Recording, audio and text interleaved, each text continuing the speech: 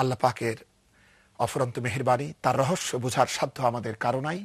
মাস বিন জাবাল রাদিয়াল্লাহু তাআলা আনহু এই পরিস্থিতিতে তিনি রাতের বেলায় যখন ঘুমিয়ে আসেন, স্বপ্ন তিনি দেখলেন, যে স্বপ্নের ভিতরে তিনি দেখলেন একটা বিরাট জলাশয়ের ভিতরে, একটি পানির আধারের ভিতরে তিনি ডুবে যাচ্ছেন। তিনি প্রাণপণ চেষ্টা করেও বাঁচার জন্য চেষ্টা করছেন, পারছেন না। ইতিমধ্যে হযরত উমর ফারুক রাদিয়াল্লাহু তাআলা আনহু এগিয়ে এলেন এবং তিনি হাত বাড়িয়ে দিলেন। হযরত মাস বিন জাবাল রাদিয়াল্লাহু তাআলা আনহু হযরত উমর ফারুক রাদিয়াল্লাহু তাআলা আনহুর হস্ত ধারণ করলেন। হযরত উমর ফারুক রাদিয়াল্লাহু তাআলা আনহু মাস বিন জাবাল রাদিয়াল্লাহু তাআলা আনহুকে এই সলিল সমাধির হাত থেকে উদ্ধার করে তাকে তিনি ডাঙায় তুলে আনলেন। এই স্বপ্ন দেখার পর তিনি ঘুম ভেঙে যখন জাগরিত হলেন, তিনি তখন সকল পরিস্থিতি বুঝতে পারলেন এবং তিনি ছুটলেন খলিফার দরবারে এবং তিনি গিয়ে বললেন, আমিরুল মুমিনিন, আমি আমার হে রাসূলের খলিফা আবু বকর, আমি আমার এই সম্পত্তি যা কিছু আমি অর্জন করেছি বাইতুল মালের অর্থ ব্যবসায় খাটিয়ে, তার কোনো কিছু আমি আপনার কাছে গোপন করব না, আমি এটা সবই বাইতুল মালে অর্পণ করছি। হযরতে আবু বকর রাদিয়াল্লাহু তাআলা আনহু তখন খুশি হয়ে বললেন যে মাস, আমিও তোমাকে এই সবগুলি সম্পদ তোমাকে হেবা করে দিলাম। তিনি তাকে দান করে দিলেন, তার যে খেলাফতের ক্ষমতা ছিল সেখান থেকে তিনি দিয়ে দিলেন। হযরত উমর ফারুক রাদিয়াল্লাহু তাআলা আনহু এই দৃশ্য দেখে তিনি অত্যন্ত খুশি হলেন এবং তিনি বললেন যে আমিও আল্লাহ পাকের শুকর আদায় করি যে আমরা আমাদের ভুল বুঝতে পেরেছি। সুবহানাল্লাহি বিহামদিহি। এইভাবে হযরতে আবু বকর সিদ্দিক রাদিয়াল্লাহু তাআলা আনহুর কর্মতৎপরতার ভিতরে হযরতে উমর ফারুক রাদিয়াল্লাহু তাআলা আনহুর পরামর্শের গুরুত্ব ছিল অপরিসীম। হযরতে আবু বকর সিদ্দিক রাদিয়াল্লাহু তাআলা আনহু তিনি নিজেও জানতেন এটা।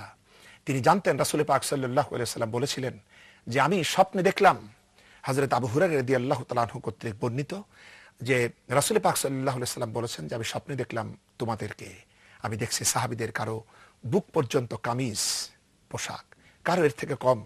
কিন্তু যখন অবশেষে আমার কাছে হযরত উমর ফারুক রাদিয়াল্লাহু তাআলা আনহু এলেন, আমি তাকিয়ে দেখি তার পোশাক তার শরীরে সম্পূর্ণ হয়ে আছে, পরিপূর্ণভাবে সে তার পোশাক পরে আছে। রাসূল পাক সাল্লাল্লাহু আলাইহি ওয়াসাল্লামের পবিত্র সাহাবারা প্রশ্ন করলেন, ইয়া রাসূলুল্লাহ সাল্লাল্লাহু আলাইহি ওয়াসাল্লাম, এই স্বপ্নের ব্যাখ্যা কি? হুজুর সাল্লাল্লাহু আলাইহি ওয়াসাল্লাম বললেন, এর মানে হচ্ছে দিন, অর্থাৎ দিনের জন্য হযরত উমর ফারুক রাদিয়াল্লাহু তাআলা আনহুর ভূমিকা থাকবে পরিপূর্ণ। সুবহানাল্লাহি বিহামদিহি। সম্মানিত ভাই এবং বোনেরা, আমরা এই আলোচনার মাধ্যমে বুঝতে পারছি যে হযরত আবু বকর সিদ্দিক রাদিয়াল্লাহু তাআলা আনহুর খেলাফতের সময়ে তার পরামর্শের গুরুত্ব ছিল কতখানি। এই কারণেই হযরত আবু বকর সিদ্দিক রাদিয়াল্লাহু তাআলা আনহু হযরত উমর ফারুক রাদিয়াল্লাহু তাআলা আনহুর সাহচর্যকে সবথেকে বেশি পছন্দ করতেন এবং তিনি তাকে নিজের পাশেই রাখতেন।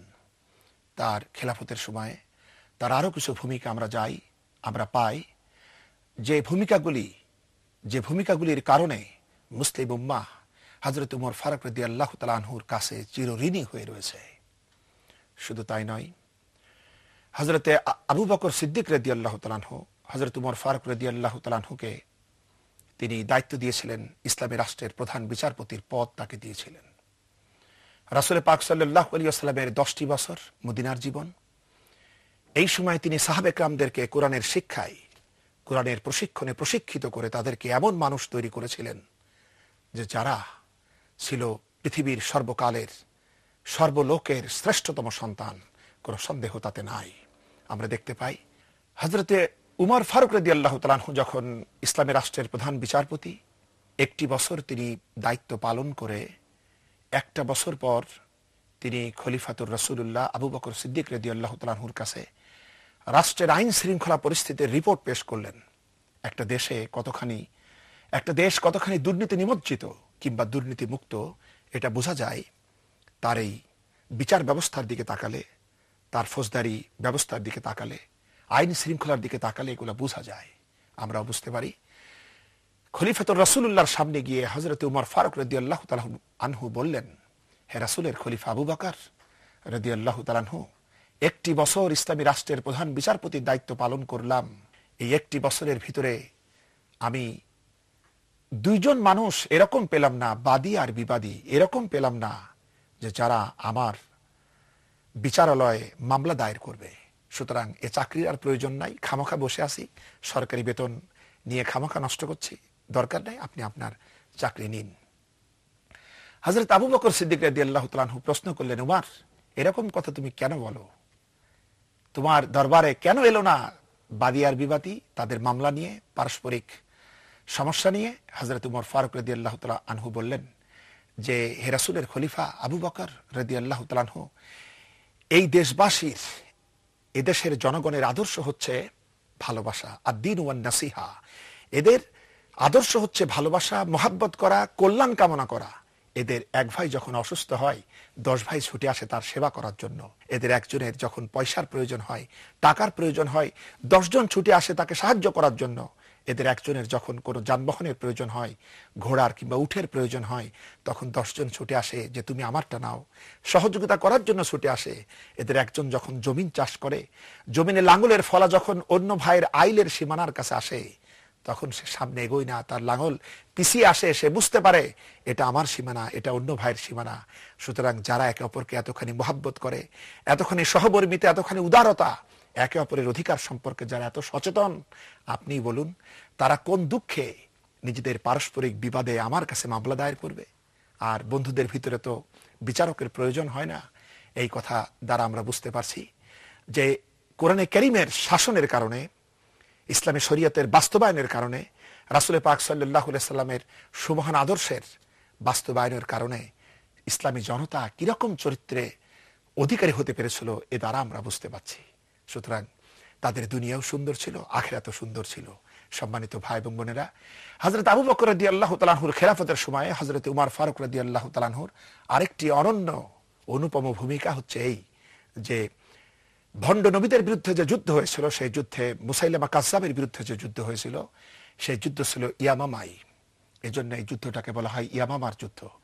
এই যুদ্ধে বিপুল সংখ্যক হাফেজে কোরআন শাহাদত বরণ করেছিলেন দুঃখজনকভাবে, যার কারণে হযরত উমর ফারুক রাদিয়াল্লাহু তাআলা আনহু অত্যন্ত পেরেশানি বোধ করলেন যে এইভাবে যদি হাফেজে কোরআন, পরবর্তীতে আরো যুদ্ধ আছে, এইভাবে যদি একে একে হাফেজে কোরআন দুনিয়া থেকে বিদায় হয়ে যায়, আর তাছাড়া যুদ্ধ কেন, সময়ের কালের আবর্তনে বিবর্তনে এভাবে তো একটা জেনারেশন শেষ হয়ে যাবেই, তাহলে পরবর্তী প্রজন্ম কোরআনে কারীমকে কিভাবে পাবে?